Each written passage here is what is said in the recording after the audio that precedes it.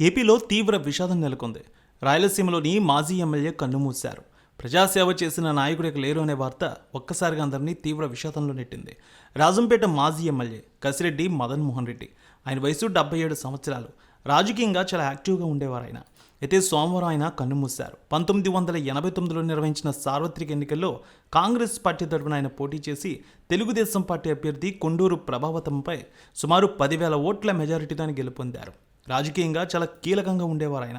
ఆయన మరణ వార్త ఒక్కసారిగా అందరినీ షాక్కి గురి చేసింది. 1999లో స్వతంత్ర అభ్యర్థిగా కూడా పోటీ చేశారు ఆయన.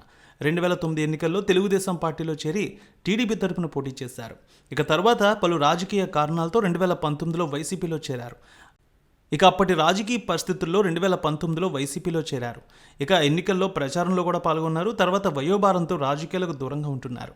ఇటీవల తీవ్ర అనారోగ్యానికి గురై హైదరాబాద్లోని హాస్పిటల్లో ట్రీట్మెంట్ పొందుతూ ఉన్నారు. అయితే పరిస్థితి విషమించడంతో ఆయన మరణించారు. మదన్ మోహన్ రెడ్డి మృతికి పలువురు నాయకులు సంతాపం తెలియజేస్తూ ఉన్నారు. జిల్లాలోని ప్రముఖులు, మాజీ మంత్రులు, మాజీ ఎమ్మెల్యేలు, ప్రస్తుత నాయకులు కూడా కడసారి ఆయన్ని చూసి నివాళులర్పిస్తూ ఉన్నారు. రాజకీయంగా ఎంతో మంచి పేరు తెచ్చుకున్నారనే విషయాన్ని కూడా తెలియజేస్తూ ఉన్నారు. కాంగ్రెస్ పార్టీలో ఎనలేని సేవ చేశారనే విషయాన్ని కూడా ఆయన గురించి తెలియజేస్తూ ఉన్నారు. ఇక 1989లో నిర్వహించిన సార్వత్రిక ఎన్నికల్లో కాంగ్రెస్ తరపున ఆయన పోటీ చేసి టీడీపీ అభ్యర్థిపై 10,000 ఓట్ల మెజారిటీతో గెలుపొందారు. అయితే రాజకీయాలకు ఇటీవల కాస్త దూరంగానే ఉన్నారు. కానీ ఆయన వైసీపీలో చాలా యాక్టివ్గా అయితే పనిచేశారు. ఎన్నికల సమయంలో ఆయన మరణ వార్త విన్న వైసీపీ శ్రేణులు కూడా ఆయనకు నివాళులర్పిస్తున్నారు.